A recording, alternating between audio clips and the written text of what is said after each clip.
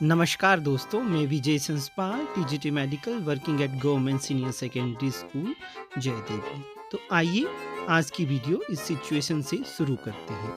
मान लीजिए एक गिलहरी है, वो कहीं जा रही है, फुदक रही है।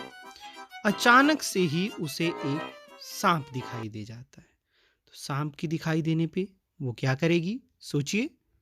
सांप के दिखाई देने पर या तो गिलहरी सांप से लड़ेगी या वहां से वो भाग जाएगी। ये दो सिचुएशनें हो सकती हैं। लड़ना और भागना दो विपरीत परिस्थितियां हैं और सांप को देखने पर गिलहरी के शरीर में क्या परिवर्तन आते हैं, किस तरह से उसका शरीर जो है लड़ने या भागने के लिए खुद को तैयार करता है, और हमारा मस्तिष्क और जो हमारी अंतःस्रावी ग्रंथियां हैं वो किस तरह से गिलहरी के शरीर को लड़ने या भागने के लिए तैयार करती हैं, उसके बारे में आज हम विस्तार से पढ़ेंगे। तो आज का हमारा विषय है अंतःस्रावी ग्रंथियां और उनकी कार्यविधि। आइए तो समझने का प्रयत्न करते हैं कि जब हम सांप को देखते हैं तो हमारे शरीर में क्या प्रतिक्रिया होती है। अब देखो, सांप को या तो हम देख के सेंस करेंगे कि हमारी सराउंडिंग में सांप है, या दूसरा, यदि वह हिसिंग साउंड, जो एक साउंड प्रोड्यूस करते हैं सांप, उसको सुन के, तो अपनी आंखों या कान के द्वारा जो है हम अपनी सराउंडिंग में हमें पता चलेगा कि सांप है। तो हमारी जो ज्ञानेंद्री, हमारे नेत्र हैं, हमारे आईज हैं, वहाँ से इंफॉर्मेशन जो है वो जाएगी हमारे मस्तिष्क में।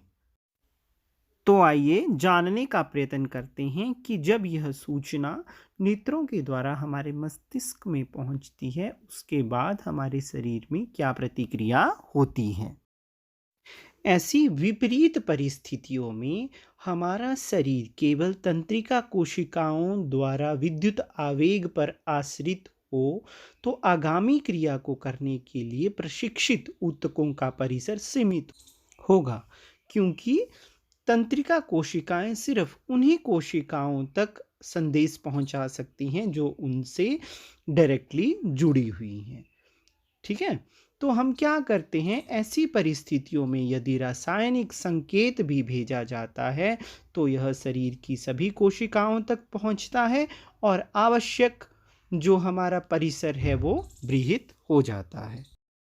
हमारा मस्तिष्क इन सूचनाओं को जो है अग्र मस्तिष्क, जो हमारा फोर ब्रेन होता है, उसका एक पार्ट होता है हाइपोथैलेमस तक पहुंचा देता है। और हाइपोथैलेमस हमारे ब्रेन का, दिमाग का वह भाग है जो हमारा जो तंत्रिका तंत्र है उसको अंतःस्रावी तंत्र के साथ में जोड़ता है। Means it's a part where are endocrine system and nervous system they shake their hand.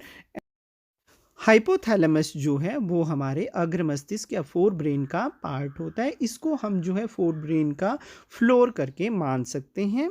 और ये जो है किसके साथ जुड़ा हुआ होता है, ये पिट्यूटरी ग्लैंड जो है, हमारी जो पीयूसी ग्रंथि होती है उसके साथ में जुड़ा हुआ होता है। और पीयूसी ग्रंथि जो है मटर के दाने के आकार की एक ग्रंथि होती है, पर यह बहुत ही महत्वपूर्ण है, इसलिए इसको जो है मास्टर ग्रंथि भी कहा जाता है। आइए तो इस पूरी प्रक्रिया को समझने का प्रयत्न करते हैं। अब जो हमने आंखों से सांप को देखा था वो इंफॉर्मेशन जो है हमारे मस्तिष्क तक पहुंची, मस्तिष्क से जो है वो इंफॉर्मेशन हमारे हाइपोथैलेमस में चली गई, और हाइपोथैलेमस जो है वो कॉर्टिकोट्रोफिन रिलीजिंग हार्मोन, जिसको हम CRH भी बोलते हैं, रिलीज करता है।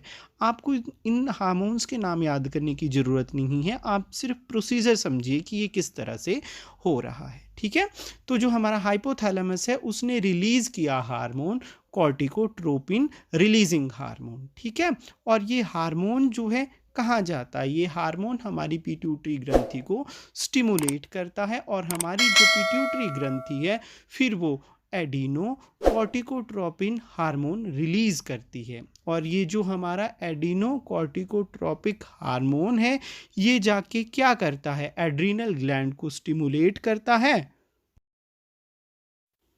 और एड्रिनल ग्लैंड जो है हमारा वेरियस जो स्ट्रेस हार्मोन है, कॉर्टिसोल और एपिनेफ्रिन जो है, उनको रिलीज करता है। एड्रिनल ग्लैंड के द्वारा स्रावित हार्मोन जैसे हमारा एड्रेनलिन है, ये सीधा ही रक्त में चले जाते हैं और शरीर के विभिन्न भागों तक पहुंच जाता है। और ये क्या करता है, ये जो हमारा हार्ट है और हमारे जो वेरियस ऑर्गन हैं उन पर कार्य करता है, मतलब वहाँ पे जाकर जो है ये अपना प्रभाव डालता है। परिणाम स्वरूप हृदय की धड़कन बढ़ जाती है। हृदय की धड़कन बढ़ने का मतलब है कि हमारा जो हार्ट है वो क्या कर रहा है, ज़्यादा ब्लड को पंप कर रहा है ताकि हमारी पेशियों को अधिक ऑक्सीजन की आपूर्ति हो सके। जो हमारा पाचन तंत्र है तो त्वचा है, उनमें रुधिर की आपूर्ति कम हो जाती है, क्योंकि इन अंगों की छोटी धमनियां रक्त को जो है शरीर के विभिन्न अंगों तक पहुंचाती हैं। तो वो धमनियां जो कि रक्त को पाचन तंत्र या त्वचा में पहुंचाती हैं, उनके आसपास की पेशियां सिकुड़ जाती हैं और इन अंगों में जो है हमारी रक्त की आपूर्ति जो है वो कम हो जाती है, तथा ये जो रुधिर है इसकी दिशा हमारी कंकाल पेशियां जो हमारी वॉलेंटरी मसल होती हैं, ऐच्छिक जो मांसपेशियां होती हैं, उनकी तरफ जो है अधिक रक्त जाता है। डायाफ्राम तथा पसलियों की पेशियों के संकुचन से श्वसन दर भी बढ़ जाती है। श्वसन दर बढ़ने का मतलब है कि ज़्यादा जो है फेफड़ों में ऑक्सीजन और कार्बन डाइऑक्साइड का एक्सचेंज हो रहा है। ये सभी अनुक्रियाएं मिलकर के शरीर को स्थिति से निपटने के लिए तैयार करती हैं। और ये सेम प्रोसेस जो है गिलहरी के शरीर में हुआ जब उसने सांप को देखा और उसका शरीर जो है इस विकट परिस्थिति से जूझने के काबिल हो गया। आइए तो अब बात करते हैं थायराइड ग्लैंड या अवटु ग्रंथि की, जो कि हमारे गले में स्थित होती है तथा बटरफ्लाई शेप्ड एक ग्लैंड है जो कि थायरोक्सिन हार्मोन को स्रावित करती है। Thyroxine hormone it regulate carbohydrate, protein, fat metabolism in body so as to provide best balance for the growth। मतलब जो थायरोक्सिन हार्मोन है वो कार्बोहाइड्रेट, प्रोटीन और फैट जो कि हमारे भोजन के घटक हैं उनके उपापचयन को रेगुलेट करता है।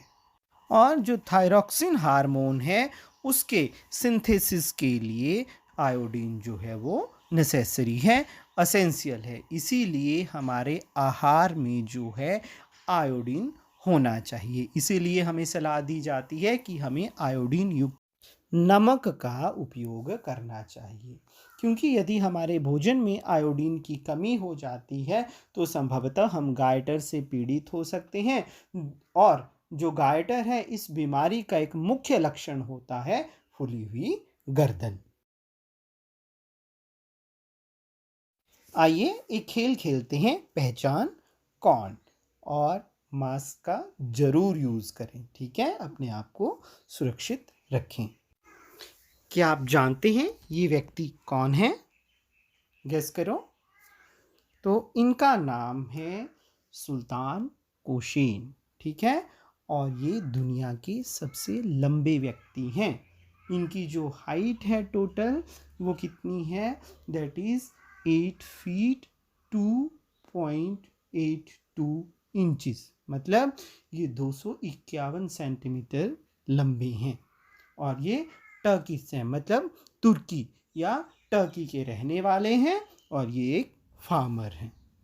चलो कोई बात नहीं, सुल्तान कोसेन को तो आप नहीं पहचान पाए, चलो वो बहुत दूर के हैं टर्की के, पर क्या आप इन जनाब को पहचानते हैं? ये हैं चंद्र बहादुर डांगी, जो कि हमारे पड़ोसी देश नेपाल से हैं और ये दुनिया के सबसे छोटे व्यक्ति हैं। इनकी जो हाइट है वो सिर्फ 54.6 सेंटीमीटर है। क्या आप सरप्राइज नहीं हैं कि ये इतने लंबे और छोटे क्यों हैं? तो हमारी जो प्यूसी ग्रंथि है, प्यूसी ग्रंथि एक हार्मोन स्रावित करती है जिसका नाम होता है वृद्धि हार्मोन। और ये वृद्धि हार्मोन या जो ग्रोथ हार्मोन है हमारा, ये क्या करता है, हमारे शरीर की जो वृद्धि है और जो हमारे शरीर का विकास है, मतलब ग्रोथ और डेवलपमेंट है, उसको ये कंट्रोल करता है। तो बाल्यावस्था में जो हमारा चाइल्डहुड है, जब हम ग्रोथ कर रहे होते हैं, तब इस हार्मोन की या तो कमी हो जाएगी तो व्यक्ति बौना रहेगा, या यदि ये हार्मोन अधिक मात्रा में स्रावित होगा तो व्यक्ति जो है बहुत लंबा हो जाता है। आइए तो जल्दी से रिकैप्चुलेट कर लेते हैं कि हमने क्या पढ़ा। तो हमने पढ़ा कि किस तरह से हार्मोन कार्य करते हैं और हार्मोन की कार्यविधि में किस तरह से हमारा जो तंत्रिका तंत्र है और अंतःस्रावी तंत्र है वो मिल करके जो है काम करते हैं।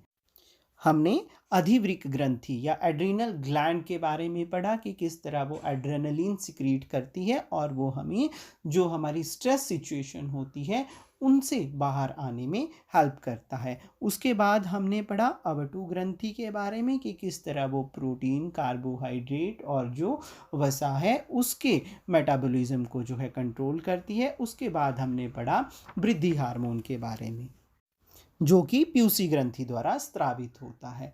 यदि यह अधिक मात्रा में स्रावित हो जाए तो व्यक्ति बहुत लंबा हो सकता है, और यदि यह बहुत कम मात्रा में स्रावित हो तो व्यक्ति बौना हो सकता है।